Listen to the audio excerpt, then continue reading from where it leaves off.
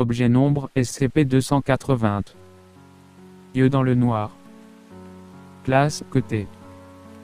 Procédure de confinement spécial. SCP-280 doit être contenu dans une cellule de 5x5 mètres et aucun équipement de toutes sortes ne doit être laissé à l'intérieur quand le personnel n'est pas présent. La zone de confinement doit être maintenue dans l'obscurité totale en toutes circonstances. Tout objet amené dans la cellule de confinement doit être retiré par le personnel à la fin du test et tous les membres du personnel entrant dans le confinement doivent porter des lunettes infrarouges et doivent être équipés d'un stroboscope infrarouge et d'une puissante lampe torche.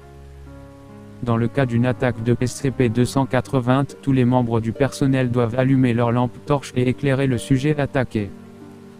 Aucune action agressive ne doit être prise envers SCP-280 et tous les membres du personnel doivent garder une distance d'1 mètre entre eux et SCP-280. Le personnel doit continuer à éclairer SCP-280 jusqu'à ce qu'il se retire à une distance suffisante pour permettre la récupération et l'extraction du sujet de l'attaque. Description: SCP-280 est une masse sombre de forme humaine dotée de 2 larges yeux blancs au visage et 2 mains avec des doigts très longs et fins. Ni pieds ni jambes ne sont visibles, la partie inférieure du corps semble disparaître à plusieurs centimètres du sol. SCP-280 semble être entièrement composé de matière qui peut perdre ou gagner une forme corporelle. Cette matière est très sombre, seulement les yeux montrant toute autre couleur et quand il y a perte de forme corporelle, ressemble plus à de la fumée. Les yeux ne sont pas fonctionnels et apparaissent seulement quand SCP-280 se retire, apparemment utilisés comme des sortes d'ocelles tels certains insectes. SCP-280 est très fort et a été observé déchirant du métal avec ses mains sans aucun effort. SCP-280 semble glisser quand il bouge, avec les mains tendues, décrit comme une démarche de somnambule par les observateurs. SCP-280 se déplacera lentement vers les êtres humains et tentera de les attaquer.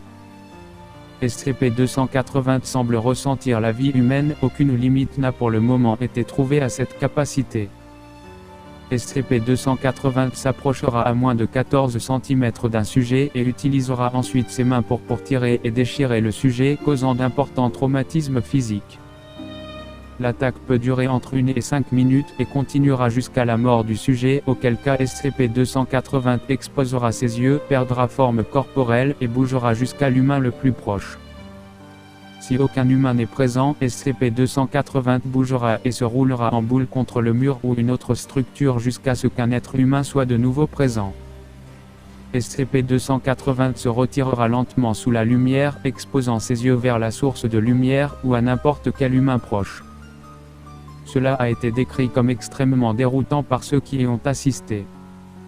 Si la zone où SCP-280 réside devient totalement illuminée ou qu'il y a un jaillissement très lumineux de lumière, SCP-280 disparaîtra et réapparaîtra dans un autre endroit.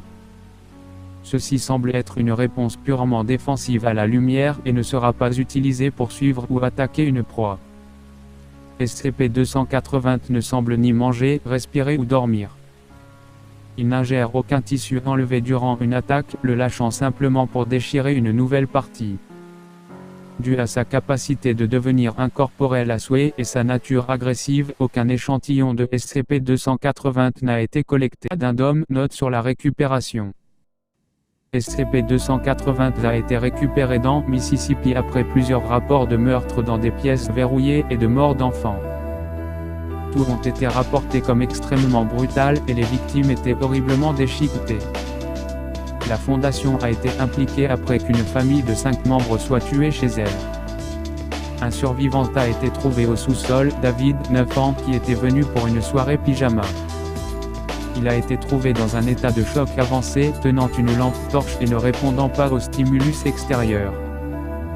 Durant un examen du sous-sol, un officier a été attaqué et brutalement mutilé. Cet événement attira l'intérêt des agents de la Fondation.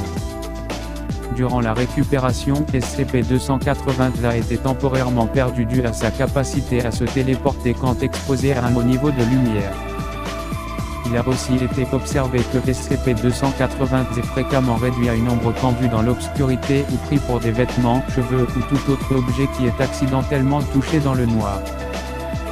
Quand il traque un sujet, SCP-280 demeurera incorporel jusqu'au moment de l'attaque, de sorte que certains marchent très proches voire à travers SCP-280. Les sujets rapportent un sentiment d'effroi et de malaise une fois à l'intérieur de SCP-280. SCP-280 ignore souvent les sujets mais quelquefois exposera ses yeux et entrera dans sa posture de retrait quand traversé.